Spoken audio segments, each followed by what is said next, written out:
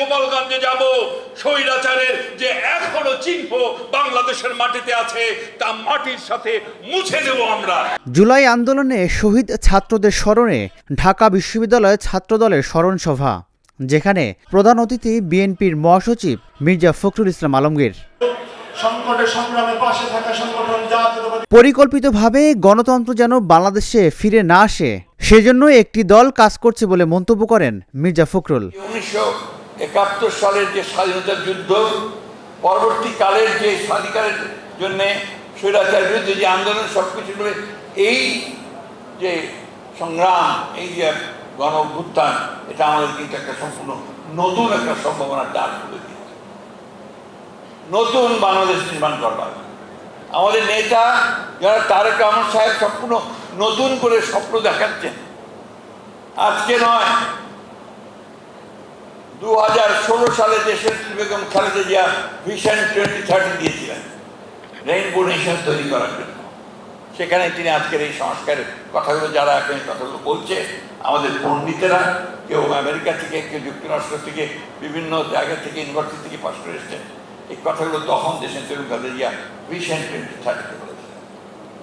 আমরা যখন এই ফ্যাসিস্ট হাসিনা সরকারের বিরুদ্ধে ঐক্যবদ্ধ লড়াই শুরু করলাম, অন্যান্য দলগুলোর সঙ্গে কথা বললাম, করে বাম ডান সমস্ত দলগুলোকে যখন একখানে নিয়ে আসলাম, আমরা কিন্তু আলোচনার মাধ্যমে আবারও ওই রাষ্ট্র সংস্কারের আমরা কর্মসূচি গ্রহণ করেছিলাম। কারণ আমরা উপলব্ধি করেছিলাম যে বর্তমান যে রাষ্ট্র কাঠামো আছে, এই রাষ্ট্র কাঠামোর মধ্য দিয়ে বাংলাদেশের মানুষের আশা আকাঙ্ক্ষা পূরণ হবার নয়।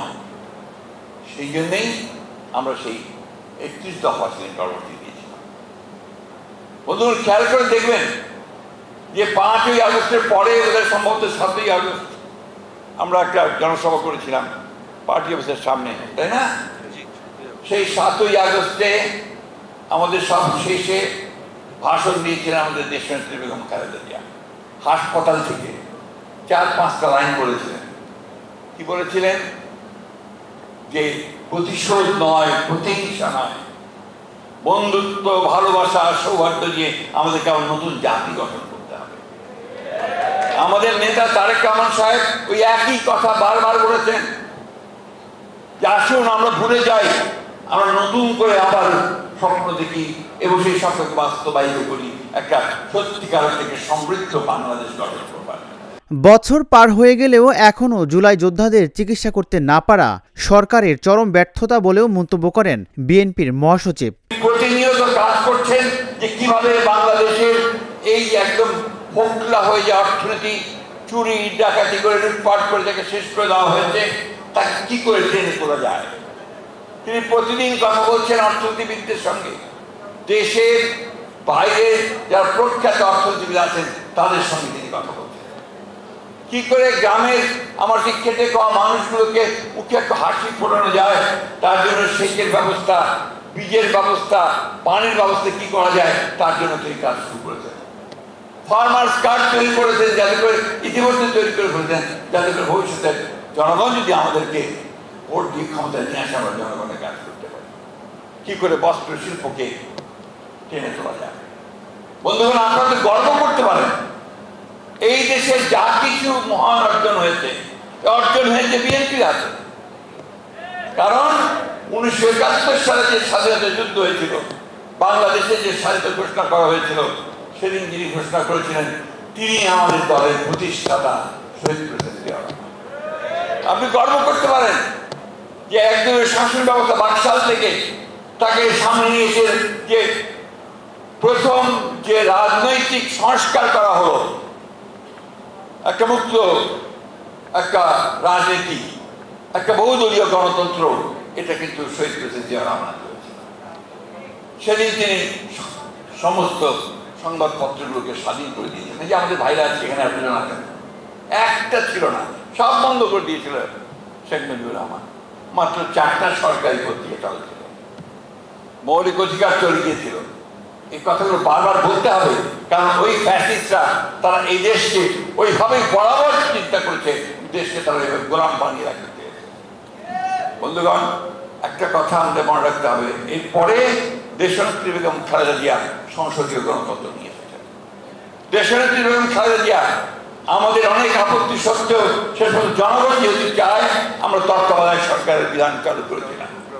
সারা রাত জেগে আমরা পার্লামেন্টে সেই বিধান চালু করেছিলাম। কারণ বিএনপি হচ্ছে সেই দল যা সত্যিকার অর্থেই বাংলাদেশের পরিবর্তন চায়, বাংলাদেশের মানুষের ভাগ্যের পরিবর্তন চায়, বাংলাদেশ একটা কল্যাণমূলক সমৃদ্ধ দেশ হিসাবে মাথা উঁচু করে দাঁড়ানোর মতো একটা দেশ হিসাবে দেখতে চায়। আজকে তাই আমি কথা বাড়াবো না। আমি আপনাদের অবদান, আপনাদেরকে ভাইরা যারা চলে গেছেন তাদের অবদান, যারা আহত হয়েছেন, পঙ্গু হয়েছে, তাদের অবদান আমরা যেন চিরকাল স্মরণ রাখি। আমার খুব দুঃখ হয় যখন দেখি যে আমাদের আহত ভাইয়েরা তারা বলছে যে আমরা কোনো সহযোগিতা পাচ্ছি না। কই এই সরকার কেন এখন পর্যন্ত তাদের সেই ব্যবস্থা করে? জনগণের ভোট ছাড়া নির্বাচনকে হারাম বলে মনে করেন বিএনপি, এমন মন্তব্য করেন দলটির জাতীয় নির্বাহী কমিটির যুগ্ম মহাসচিব হাবিবুন নবী খান সোহেল। গোপালগঞ্জের ঘটনাটি সত্যি একটি ঘটনা হয়ে থাকে। আমরা সেই ঘটনার তীব্র ভাষায় প্রতিবাদ জানাচ্ছি এবং এই সরকারকে বলছি, হাসিনা চলে গেছেন, সাথে তো গোপালগঞ্জকে সাথে করে নিয়ে যান নাই। গোপালগঞ্জ এইখানেই আছে। ওই স্বৈরাচারের দোসররা এখনো কিভাবে তৎপরতা চালায় আপনাদের কাছে আমরাও জানতে চাই। যদি আপনারা না পারেন আমাদের বলে দিন, 1 মাস সময় নিয়ে গোপালগঞ্জে যাব। স্বৈরাচারের যে এখনো চিহ্ন বাংলাদেশের মাটিতে আছে তা মাটির সাথে মুছে দেব আমরা। ঠিক আছে, যাবে? বিএনপির ভাইস চেয়ারম্যান শামসুজ্জামান দুদু বলেন, তারেক রহমানকে প্রধানমন্ত্রী না করা পর্যন্ত আন্দোলন থামানো যাবে না। জনাব তারেক রহমানকে প্রধানমন্ত্রী করার আগ পর্যন্ত ঢিলা দেওয়া যাবে না। যাবে? যাবে?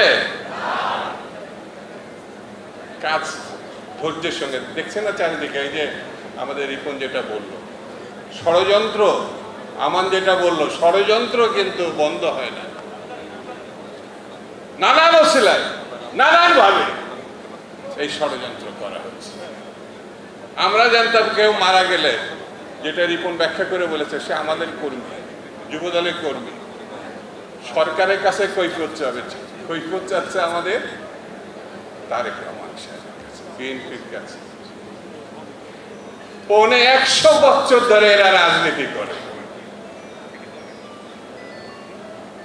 ইসলামিক রিপাবলিক অফ পাকিস্তানে তাদের ভোট ছিল না, বাংলাদেশে তো নাই।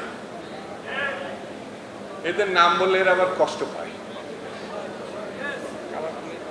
ভবিষ্যৎ নাই বলে এই নির্বাচনটা কি করে ঠেকানো যায়? কারণ নির্বাচন হলে তো সবাই জানে, দেশবাসী জানে, বিশ্ববাসী জানে, ছেলে জানে, বুড়া জানে, তরুণ জানে, তরুণী জানে কোন মার্কা জিতবে, কোন দল জিতবে, কারা সরকার গঠন করবে। সেই জন্যে ঠারে ঠুরে কি করে ঠেকানো যায়, এই জায়গায় একটু ধৈর্য নিয়ে আমাদের কিন্তু চলতে হবে। ষড়যন্ত্র হবে, ষড়যন্ত্র পা দেওয়া যাবে না। নানান কায়দায়, নানান ভাবে। ওই যে একজন হঠাৎ করে বলে ফেললো না কালকে, যে সরকার পারে না নিরাপত্তা দিতে, সে কি করে ইলেকশন করবে বললো না? ঘটনা কত রকম জটিল এবং কুটিল, বুঝতে পেরেছেন? সেই জন্য বন্ধুরা, আজকে এই যে গণঅভ্যুত্থান, মহান গণঅভ্যুত্থান, স্বৈরতন্ত্রের পতনে যারা যেভাবে দায়িত্ব পালন করেছেন, যেখান থেকে দায়িত্ব পালন করেছেন, আমি পূর্ণবার তাদের প্রতি শ্রদ্ধা জানাই। তাদের এই মহান কীর্তির প্রতি দেশবাসী কৃতজ্ঞ, আমার দল কৃতজ্ঞ। এছাড়াও অনুষ্ঠানে বক্তব্য দেন ছাত্রদল সভাপতি রাকিবুল ইসলাম রাকিব। আমরা স্মরণ করে দেব, খুনি হাসিনা ফ্যাসিস্টের সময়ও বাংলাদেশ জাতীয় ছাত্রদল সবগুলো আন্দোলন সংগ্রামে নেতৃত্ব দিয়েছিল। এই 17 জুলাইও ছাত্রদল অগ্রভাগে ছিল। সংগ্রামে উপস্থিতি, সেদিন 16 জুলাই যাদেরকে হত্যা করা হয়েছিল, কয়েক হাজার সারা বাংলাদেশ থেকে, বিশেষ করে রাজধানী ঢাকা থেকে আহত অনেককে হাসপাতালে নেওয়া হয়েছে, বিশেষ করে ঢাকা মেডিকেল কলেজে আমরা সেদিন ডেবের সহযোগিতায় এবং ঢাকা বিশ্ববিদ্যালয় ছাত্রদল সহ আমাদের ছাত্রদল কেন্দ্রীয় সংসদের উল্লেখযোগ্য সংসদ নেতাকর্মী সেদিন জীবনের মায়া ত্যাগ করে ঢাকা মেডিকেল কলেজে 16 তারিখ সারা রাত চিকিৎসার জন্য সহায়তা করেছিল। 17 তারিখ সারাদিন আমাদের নেতাকর্মীরা আহত ছাত্র জনতাকে চিকিৎসা দেওয়ার জন্য তারা শতভাগ ভূমিকা পালন করেছে। সেগুলো ইতিমধ্যে সামনে আসছে, আমরা দেখতে পাচ্ছি, ছাত্র জনতা দেখতে পাচ্ছে। প্রিয় উপস্থিতি, গতকাল আমাদের 16 জুলাই রংপুরে শহীদ আবু সাইদ এবং চট্টগ্রামে শহীদ ওয়াসিম আকরাম তাদের কবর জিয়ারতের কর্মসূচি ছিল। আমরা ছাত্রদলের পক্ষ থেকে আমাদের সাংগঠনিক অভিভাবক জনাব তারেক রহমান এবং বিএনপির ছাত্র বিষয়ক সম্পাদক আলহাজ রফিকুল ইসলাম মুকুল ভাইয়ের নির্দেশনায় বিএনপির নেতারা বলেন 1 মাস সময় নিয়ে গোপালগঞ্জে গিয়ে স্বৈরাচারকে মাটির সাথে মিশিয়ে দেবে বিএনপি। রাজিবুল ইসলাম, ঢাকা জার্নাল, ঢাকা।